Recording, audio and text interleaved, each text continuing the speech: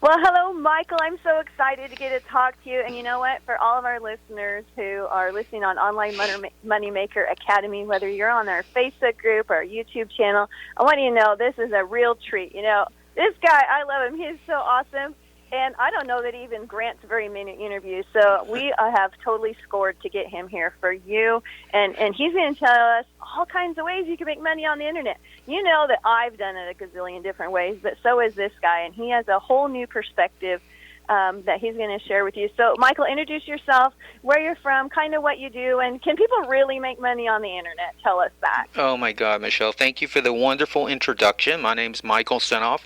I'm located here in San Diego, California, and what do I do? I'll tell you, I get this question all the time from friends and family, and I do so many different things. It's really difficult to answer, but over the years I've formed some kind of canned answers that almost sound impressive, and I would tell people that I am essentially a publisher, and I interview business and marketing experts through the telephone, and I take those interviews, I record them, and I get transcripts of them, and I give them away for free at my website, hardtofindseminars.com, and then I package them into different products that I sell online using email marketing.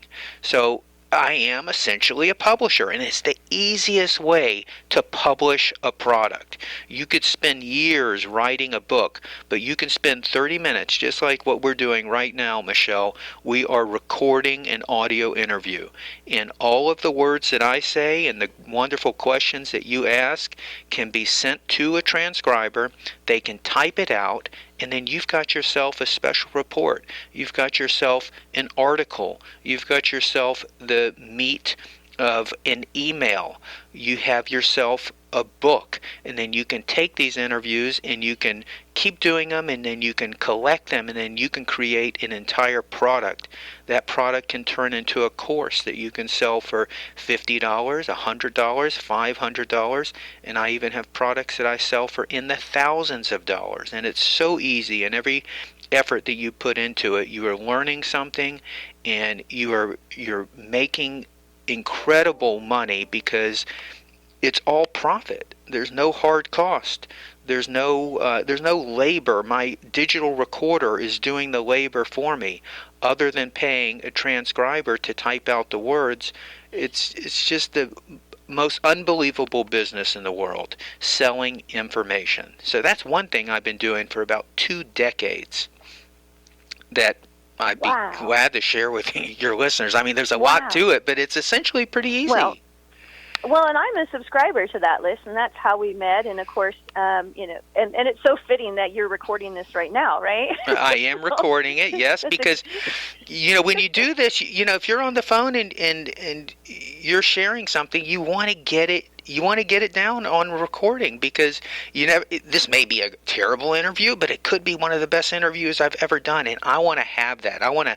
We call it capture and clone. We want to capture and clone it, because once I have it recorded, it becomes a valuable asset. It is intellectual property that I own and that you own that no one can take away from you. That's right. I love it. I love it. Yes, email marketing is one of the things that you are totally a master at, and I think I've probably been on your email list maybe at least 5 or 6 years. I don't know, but I have to tell you, I subscribe to several email lists, like all of us do. Everyone does, and some of them are some pretty major players out there. But you know what? I ought to say, Michael, and I'm not just glowing on you, but it's absolutely the honest to God truth, is your emails are entertaining. They are... The subject lines, oh my gosh, sometimes, you know, it's like you have totally nailed the hook, line, and sinker of email marketing, totally, because people open them, you know, you go back and we like unsubscribe from all of our lists, but yours I've never unsubscribed from, and I bet you probably even get people that sign up for your email list just to watch how you're doing email. You know, I'm sure there's some spies out there that are seeing how successful you've been in creating email. So you're really, really good. I know that's only one thing that you do, but I just have to say how incredible your emails are. And it's a powerful thing. I love to be able to just shoot out an email, and then 20 minutes later you see the money rolling in, and that's really a lot of fun to be able to do, no matter where you're at in the world, right? Absolutely, and thank you for saying that. I appreciate the compliments. And what's really important about email is, for my online business, my marketing online business, email is essentially the only way I sell. And without that list, without those email subscribers, I wouldn't make any money. I'd have no way to contact, persuade, entertain, or sell my subscribers. It is the most valuable asset that I have in my online business. It is that email list. And anyone who's building an email list, or who's partnering with someone who already has an email list and doesn't know how to use email to influence and to sell and to persuade, understand that email list is like gold. And it's taken a lot of years for me to build my list, but for the last probably 6, 7, 8 years, it's just built organically through my website, hardtofindseminars.com, where I'm giving away the free interviews. And if anyone comes to my website, they're going to get a little pop-up that invites them to get onto my email list. But it's so important to connect, I guess, with your subscribers, and I try and do that in a unique and entertaining way. You do. It's very entertaining. And I've tested this list. For the last 10 years. I've tried all kinds of stuff. For years, I would just give away a lot of stuff for free, and wouldn't present an offer. Lately, the last year, I've just been doing nothing but putting out offers and selling. But I try and make every single email that goes out have something entertaining, whether it's the headline or whether it's a unique story that someone would learn about in the top part of the email. But what's really important that I would tell any of your listeners is, if you're doing emails or any kind of communication, make an offer. Ask for an order. Have something to sell. Invite someone for a phone call. You just got to ask. If you're not making offers, you're not going to be making any money. And I'm not saying it's all about money. You want your emails to have some value, even if you're not making a money-making offer. But they can't be boring. I'll put it that way. And you have mastered that. Yeah, and I do. I do invite people to go join on your email list. And I'm not just pitching that. I mean it. It's a great list. And I've actually bought things from you. And they are great. I mean, I have my favorites. You want to know what my favorite one was? Yeah, what's your favorite? My favorite was Story Magic. Story Magic, that's right. Well, yes, that was one of my favorites. And I used to teach for the community colleges in the local area, so I'd be in front of audiences a lot. So I would take those stories and I would incorporate them into my PowerPoint. I would pick a story to say at the end. And so I loved 2 or 3 of those stories, and I used them. So, your content is great. I mean, you're out there interviewing great people. Well, this was a guy on my list. His name was Rob Gilbert. He is a professor at Montclair University, and this guy is the most fanatical story collector you would ever meet. And a really interesting story. My brother worked for a company, still works for a company called Annexter, and a lot of the large corporations would subscribe to this small little magazine that could fit in a number 10 envelope called Bits and Pieces. And I remember my brother telling me about this, and I used to read this little Bits and Pieces. It was a little booklet, small booklet, about the size of an index card, and it would have these wonderful stories. Now, that was about 25 years ago when I learned about that Bits and Pieces. So I have this professor on my email list, and I don't know how he must have emailed me about something. And I was able to interview him, and I learned that he was the publisher for this little magazine, Bits and Pieces. Oh.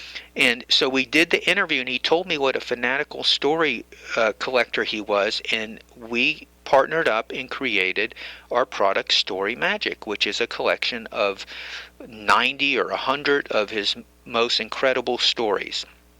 And just this morning, I sent an email out to my list. So I have this Story Magic, and it's the collection of all these stories. And when I'm looking for inspiration and ideas of what I'm going to send out to my list each day, I open up Story Magic, and I just sent an email out about Franklin Jacobs, the Franklin Jacobs story, which was a kid that had no special talent. He was in high school, and I think he was at his high school, and someone was watching him on the basketball court, and one of the coaches saw how high he could jump. He was a terrible dribbler. He wasn't even a good player, but the coach called him over and said, "How high can you jump?" He goes, "Well, dunking is what I'm good at."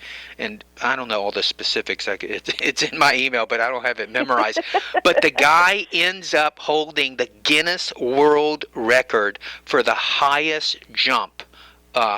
The highest jump off the ground, something like oh my gosh, two and a wow. half feet off the ground. Doesn't sound impressive, but he still holds the record for the Guinness Book of World Records. So it's a crazy, entertaining story, and something. And that's just I sent that out this morning, and then I tied it to a special offer for a product that I've been putting together for the last 3 years called the Money Shot, which is essentially a product that shows people how to get out there and essentially flip items, buy and sell, or get stuff for free and resell to make instant emergency fast cash. And that's a lot of fun too. I love that, how you took the story but you tied it to your product. That's absolutely brilliant. So you're, like I said, the whole hook, line, and sinker. People want to read the story, and they read it and read it and read it to the end, and they hear this incredible story, and then you're hooked in there, and you wrap it all up, tie it up in a bow with making your offer at the end, and that's just fabulous. I love that. That's what amazing. did you use? What story did you use in one of your classes? Do you remember off the top of your head? Well, I absolutely love the little frogs. I've put the 3 little frogs at the end of every single one of my classes that I had taught at the college, and I even got a great picture I downloaded off a stock photo site of these beautiful 3 little frogs sitting on a log, and I put that photo in the last screen of my presentations, and so they would be learning about whatever the topic was I was teaching on, and at the end I would say, "Okay, I have a riddle for you," and the riddle is, there's 3 frogs sitting on a log. One jumped off. How many are left? Or one decided to jump off. How many are left? And they would just be all puzzled for a moment, and then sometimes they would get it, well, just because one decided to jump off doesn't mean it did, and I would wrap that up with saying how, what, and this is a good wrap for even anything, is that, you've learned all of this great and valuable information, and, you might think, oh, that was a great class, but did you take any action on it? And just because you decided to do something doesn't mean you actually did do it. So I, kind of tie that into action and taking an action on what they learned. So 3 little frogs, and of course the Tom Maycomber. That one always gets me, the Tom Maycomber story. Tom Cruise. That's right. Just Tom Cruise, the Tom Cruise story. Well, that's taking action is what it's all about. Asking is what it's all about. Getting over that mental block. or that fear that you can't do it, or that someone's going to reject you, or that you're going to look silly or stupid. Look, there's a lot of people hurting out there. There's a lot of people who have been sitting at home for the last 3 weeks. They've been let go from their jobs. They have no income coming in, and they're sitting there thinking, what the hell am I going to do? And I'm sure it's paralyzing for a lot of people, but if you've got kids and you've got to pay the mortgage, you better come up with some ideas of something you can do. This is the time where there are millions of people who have to reinvent themselves. And there are ways to go out and make money. Doing audio interviews and selling online and building an email list, that's not something, I think, who's in a paralyzed situation with fear that's going to be that easy unless they have some kind of skills, doing that stuff. But there's something I've been doing with my kids for the last 15 years, and it's something anybody can do. Excuse me. And there's no customer service. You don't have to build a list. You don't need a website. There's 0 tech hassles. You don't need a merchant account. There's no email marketing involved, no video sales letters, no webinars. You don't need to generate any kind of traffic. no sales funnels, no podcasting, no blogging, no copywriting needed, and you don't have to create products or services. There's no paid advertising, no software or computer skills needed, and no graphic design, which I'm sure you know is a hurdle for a lot of people. And it's It simply is all that tech stuff, yeah. yeah, and it's simply flipping stuff, buying and selling stuff. Now, when my kids were born, I knew I wanted to teach them how to hustle, how to get up, how to look at something and show them that no matter what it is, there is value in it. It may not be valuable to you, but there is someone out there that it's valuable to. And if something has value, someone's willing to pay a certain amount of money for it. And so I would take them to the swap meets. We would go to garage sales Saturday morning and Sundays. It was something to do with them and bond with them. And I've shown them 1,000 times how to negotiate for something, how to acquire it either free or for very little money, and how to resell it for a lot more money. And I kind of, with all my interviews, I like to catalog stuff, and I guess it's my way of journaling and laying down some history. And I thought it would be cool for them when they're older and they're 40 or 50 and they have their own kids, they can show their kids all the stories. So we would always take pictures of the things that we bought and sold. And so I created this thing called the money shot. The money shot represents when we sell something, we're in like a selfie, and the person who's buying the item from us is holding up the money. And so you see a picture of either my kids with the buyer in front of the product holding up the money, absolute proof that they could do it or that anyone can do it. And so I've perfected and finally put together a detailed system of exactly how we do this. And I've created like 20 something ways to acquire items and how to resell it. And it is so easy. Now, it's going to be easier for some people than others if you're in an area like I'm in San Diego, California, so there's a good amount of people. You're in a smaller town, you may not have as much of a variety of items to acquire for free or to buy, but that's only local. You can still do this nationally and internationally using my money shot system. So that's something that's been really fun. And if you're an online marketer, like myself and like you, there's a lot of time you're alone, you're in front of the computer, and that gets old. And getting out and meeting people and transacting business locally, it's a lot of fun because you meet a lot of nice people, and it kind of breaks up that internet marketing lifestyle where you're sitting in front of a computer. I mean, I was really getting sick of it. I needed something a little bit different. Buying and selling items, you're forced to learn the value of each one of these items, and you come across all kinds of stuff that you have no idea about. So you got to get back home, you got to figure what the hell is this item and how much is it worth, because you got to figure out what is someone willing to pay for this item before you list it for sale, because you want to know what to price it at. So you're always pleasantly surprised at the value of certain items you had no knowledge about.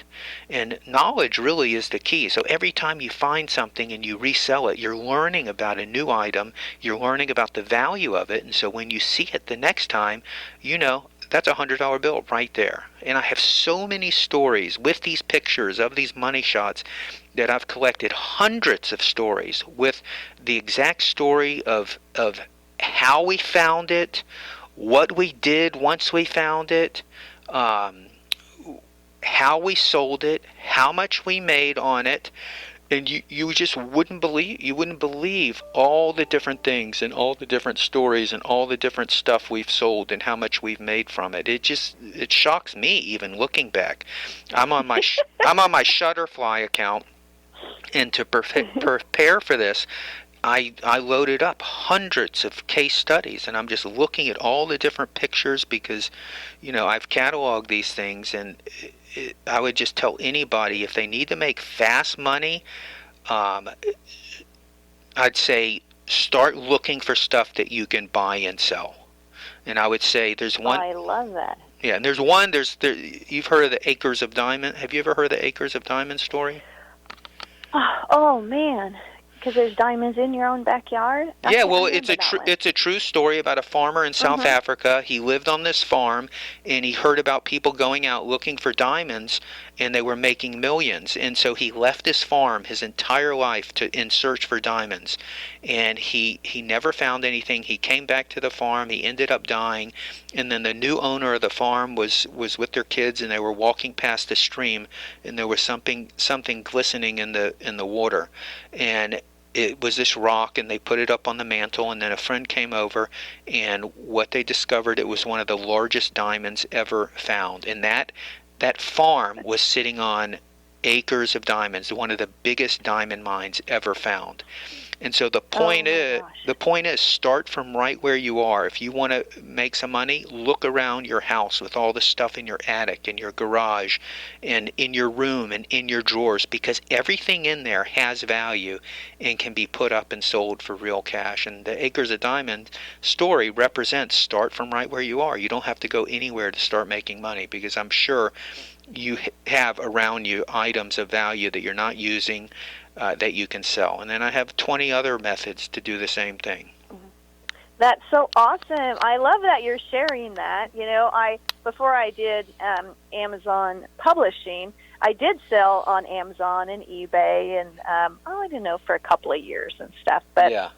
but that was back before. But there's something about the treasure hunt, you know, and there's niches that I enjoy finding things in, which, you know, pick something that you know and love. You know, I know people who buy and sell board games or vinyl records or things like that. And if you know what that niche is and you see it for $5 at the garage sale and you know you can flip it for 50 or $100, you already have that knowledge, you know. And I actually think you could do this kind of thing, thing anywhere, Michael. I think you can do this kind of thing anywhere because you know, even though I'm like in a rural area, whenever they have big barn sales out here or big estate sales, a lot of people won't drive to the country for those.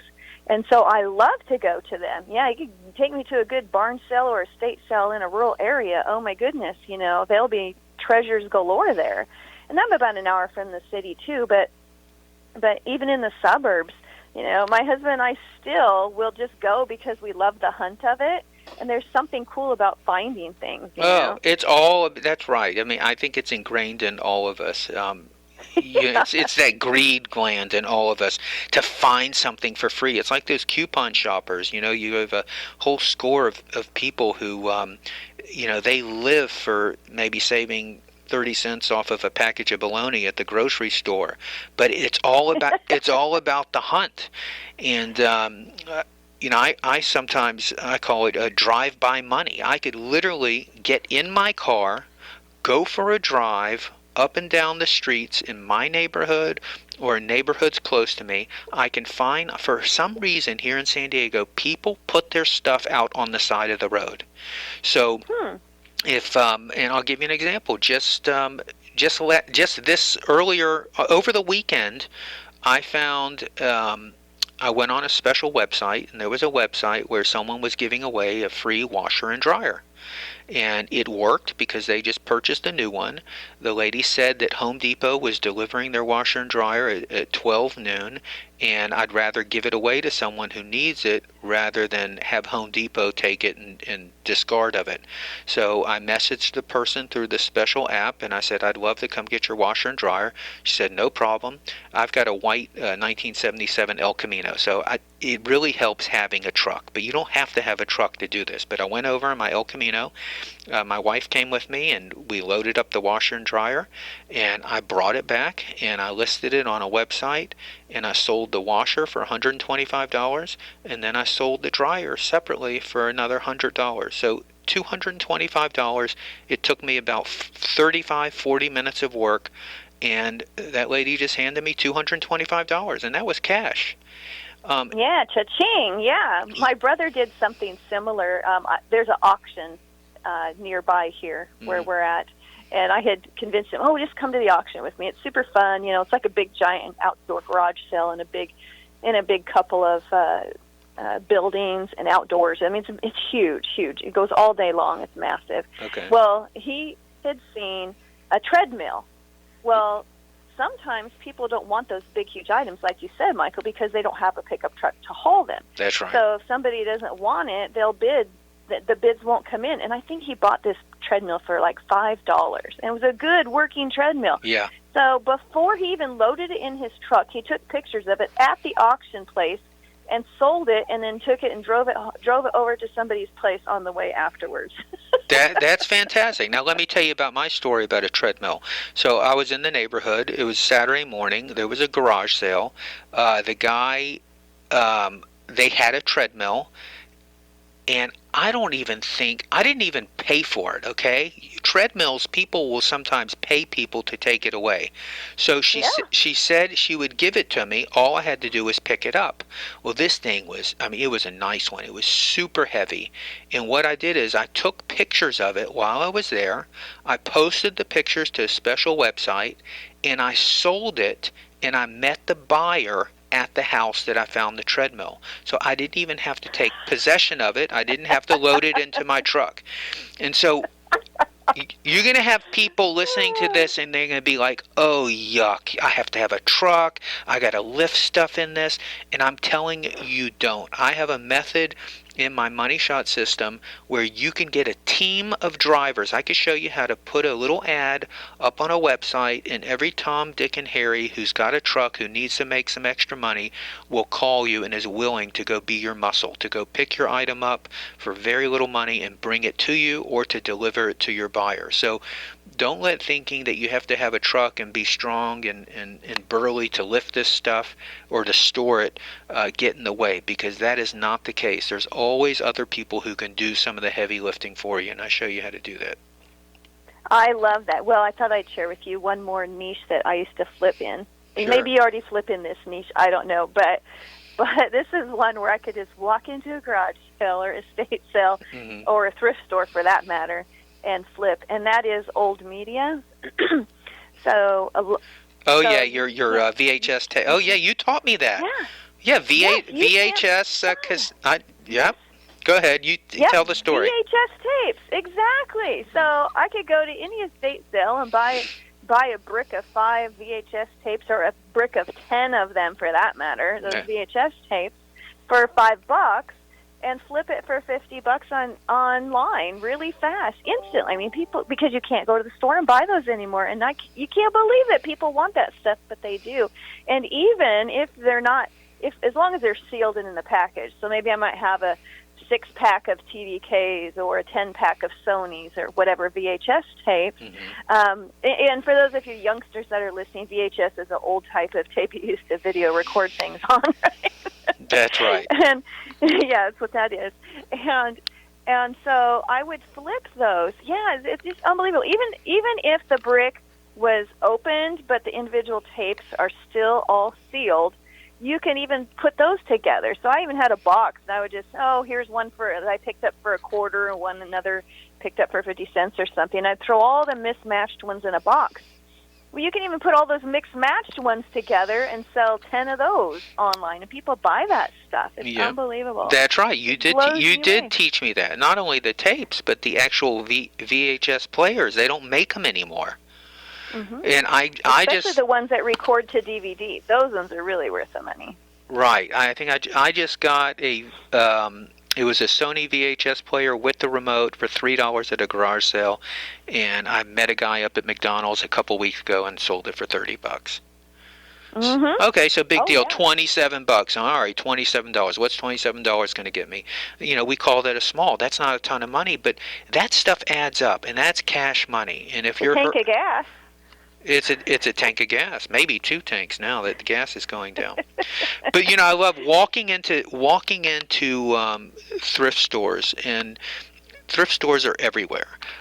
There are so many stores. It is like going into Las Vegas and sitting there by the little slot machines, because every time you walk into that thrift store is like pulling the handle on that slot machine, and you never know when you're going to get the 3 cherries all in a row. And I'll tell you a little story. Not too long ago, my son and I walked into a thrift store, and right in the front of the thrift store they were putting out these skateboards. and it was a skateboard brand called Veriflex. It was a famous skateboard brand back in the 1980s, and Goodwill had not bought out, but the entire inventory of the Veriflex warehouse was donated to Goodwill. So these skateboards were everywhere, but there were some special skateboards right at the front, and they were brand new, and it was a Coca-Cola promotional skateboard with max headroom. Do you remember Max Headroom back from the 80s? Catch the Wave. Do you remember that? Vaguely, yeah, vaguely. All right, this is 1980s, total collector's edition. These things were in mint condition, and they were $11 each, and my son and I got 5 of them. And then we were able to sell these skateboards over time for over $100 each. So sometimes you'll walk into that thrift store and you'll get the 3 cherries in the row on the slot machine and you'll score. And there's been dozens and dozens of times when I've walked into these thrift stores and you just take your time, you look around, you have a supercomputer in your pocket with your cell phone. You can look up items while you're at the thrift store, and you can go onto this special site and you can look up the value of what people are paying for these items, because the difference between getting the money in your pocket is knowing what is the value of this item. And earlier I was saying, every time you come across something, you have to become a detective and you have to determine the value in a market that you may know nothing about. So every time you look up the value of an item, you're learning something. You're adding that to your base of knowledge that you're going to be using in the future if you continue to do this. So knowledge is really the key, and there's no easy way around it. It's just the experience, looking up items. If you have your smartphone, you could do it all. You can know what the value is. Yeah. You can buy the item, and I always say you make your money when you buy, because if you know what something's going to sell for on these websites, when you buy it, the money is basically in your pocket. You just now need to do the work to complete the transactions, and you just follow the steps. I love that. I love that. And thrift stores I've had great experiences in thrift stores. Well, just 2 quick stories. One time, I was in a thrift store and I saw Thomas Kincaid jigsaw puzzles, new, still factory sealed. Okay. And somebody had donated all of them. I put all of them into my cart after checking, like you said, because I like what you said. You make your money when you buy, so you do need to do the work that Michael's telling you about how to look stuff up, because you don't want to lose your shorts. You want to make your money right there when you're buying. So you got to use that system. But I mounted them in my cart. Seriously, it was mounted to the top and overflowing with these puzzles. And how many of them? At least 35, probably. Okay. And just a whole bunch of them. Thomas Cage's jigsaw puzzles, new, still factory sealed. So I go up to the cash register, and the woman says to me, "You must really like puzzles." And to which I replied, "Well, I guess I'll have something to do if there's ever an apocalypse." I didn't want her to think I was going to flip them, but so what? I mean, it was a part of town I don't go to I don't go into the city in that part very often. So that was one. The other one was at Black Friday. I had been into a thrift store and found, like the week before Black Friday, found an old factory sealed zip drive. Okay. And those zip drives used to be your kind of like a thumb drive would be nowadays, except for back then it was an external hard drive where you could store 100 megabytes. I have one. I have one in the drawer. Yeah. See, exactly. All right, well, I got to tell you my puzzle story. Oh, okay. Well, let me tell you this: the 100 megabyte zip drive. Yeah. Factory sealed, never opened. I mean, that's an amazing find because the thing's 15, 20 years old. Mm-hmm. And so I took it up to the cash register I think I got it for $6 or something. And the kid said, "Wow, I wouldn't think anybody'd even want that thing." "Oh, I don't know. I used to want one." I went home, I listed it online, and I listed it like on Black Friday. And I sold it for $125 like instantly. That's it. You just got the 3 cherries. See? I got the 3 cherries. You got the 3 cherries. Well, my son and I, we were out, I think it was a Saturday morning, and we came across this garage sale, and then there were these 4 big blue bins, the huge bins you get at Walmart that hold all kinds of stuff. And it was the lady's puzzle collection. And she collected Charles Wasaki puzzles. And a lot of them were old. All of them, they weren't factory sealed, but they were all in pristine shape. Her and her mother would pass the time doing these puzzles, and we bought her collection of 90 puzzles. And I remember Alan and I, we got all the puzzles home. I think we paid maybe $50 for all of them. I mean, barely anything. They had to get rid of them. They were emptying a storage shed. 90. I remember the husband said, "Hey, we still got like three more bins in the shed, and do you want me to go get them?" And they went and brought them back, and I'm looking at the pictures. I have 4 or 5 pictures. I have pictures of Alan in front of all the blue bins with the seller, okay? You see all the puzzles there. And I've got a picture of Alan holding one box full of the puzzles, and then we brought them home, and we stacked them up like a pyramid. So there's like 80 puzzles. Oh, you can see the, because I was staging them, getting ready to put them up on a website to sell them. And I've got them all stacked up, and I remember the wind blowing, and I took pictures right before they all fell down. They were all taped together. But we ended up selling the puzzles to a guy who collected them for $275. So we made a couple $100 just on that one score. See? Oh, it's amazing. It's amazing. I love it. Yeah, there's always something you can do. When anyone says they're hard up for money or quick cash, there's always, if you know how to hustle and you know a system, you have an eye for anything, or even if you don't, you can, do you teach that in your class, like what to look for? Oh my God. I have finally, I've got pictures of what to look for. I've got pictures, but the one thing I never did is I was just always too lazy to put it into a system. So I finally, and it hadn't been that long, but I have this thing into a step-by-step system of exactly what to do from day one. And I have a promise. I can show you how to go make $100 in 5 minutes with my system. If you just follow what I'm doing step by step, I'll show you to the websites you need to go to. And when you're making your quick money, $100 in 5 minutes, I'm basing that on the philosophy as you make your money when you buy. Now, there are many people who are giving away free items, just like I explained that washer and dryer. That's just one example. There are people, there's people who like to hustle and sell stuff like you and I, but there's purgers, people who go through the house and they want the stuff out of there, and they just will pay someone to take it away. And there's people who they're not into making money and reselling it. They just want it out of there. And there are a lot of people, and I'll show you where those people are, where you can go online or go on your phone and find the people who are giving away items for free. And you'll be able to look up with your cell phone if that item has value. You'll know exactly where to go pick them up, and that's something you haven't paid for. You've got a little effort in acquiring the item or paying someone to go pick it up for you and bring it to your place. But when you sell that, it's just about all profit. When you get something for free and you resell it, you can't get any better than that. You got no hard costs. You don't have to. You're not buying and reselling for 50% markup or 25% markup or 10% markup. All that money is yours. So I'll show people how to acquire items for free and how to flip it very quickly. And I have a step-by-step system, and it's all on my website called The Money Shot. So it's www.themoneyshot.info.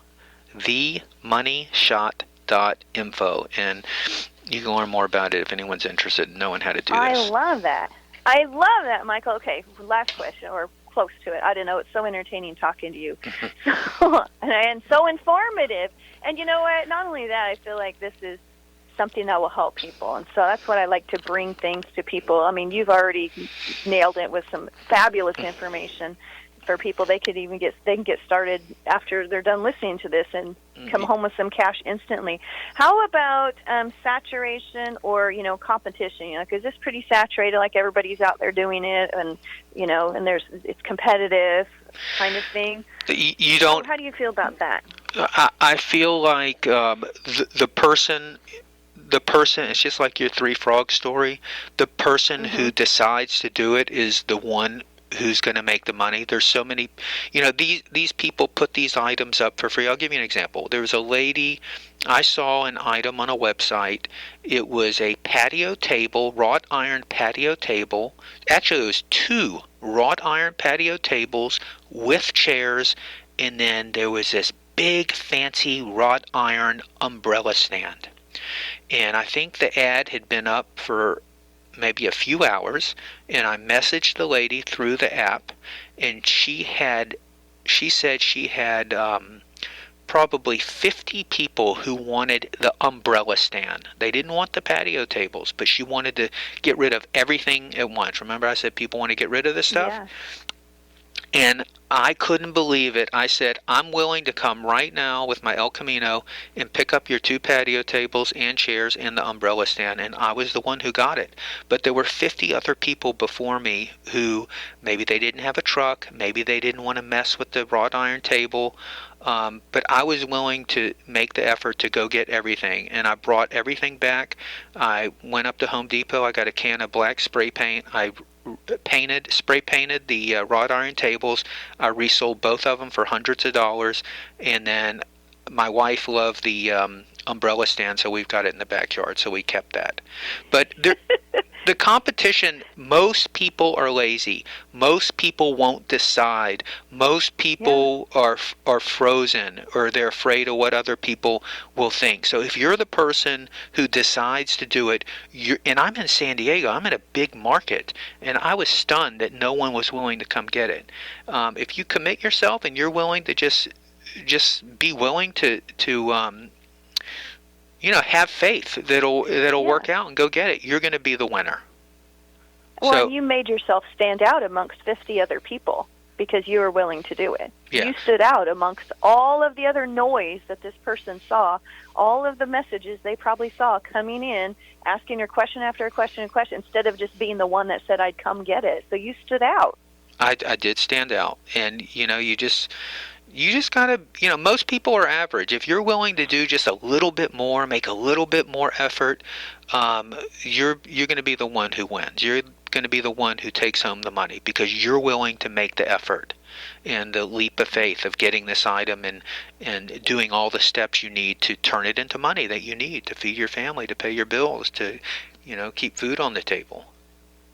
Absolutely. Well, thank you, Michael. This has been so informative. I mean, we covered a couple of topics. We covered email marketing list, in which you're a master at, and you're also a master at making fast money, quick cash.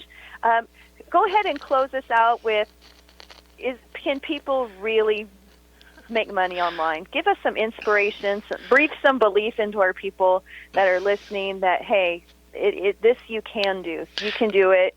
Anybody can do it. I would say if you have no experience online, there is going to be a learning curve. But if you're willing to make the effort, yes, you can make a lot of money online. There are people making millions of dollars online. And what's great is you can do it all from your home, all from your computer, all from your cell phone.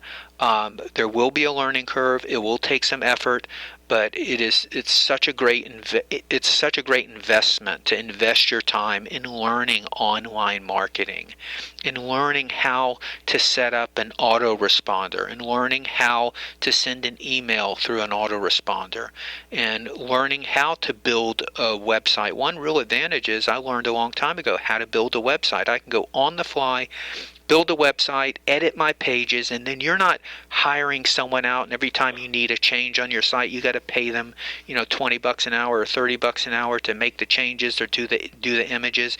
It's an incredible skill to know your way around publishing online.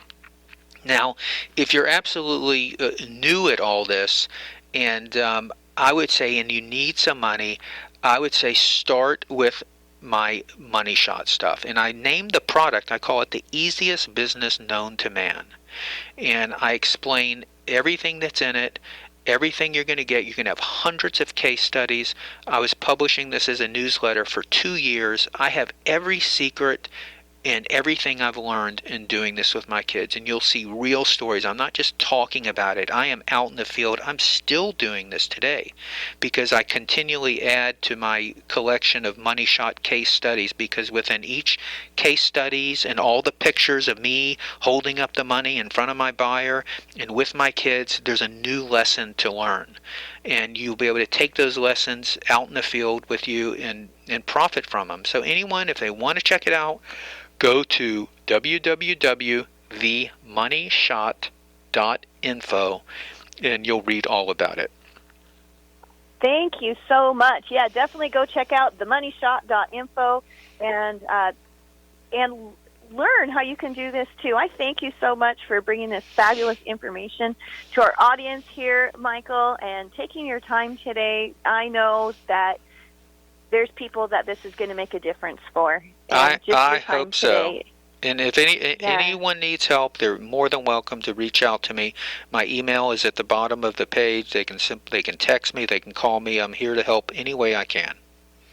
Yes, thank you so much. Thank you, Michael. And definitely check it out, everyone. Thank you. All right. Thanks, Michelle.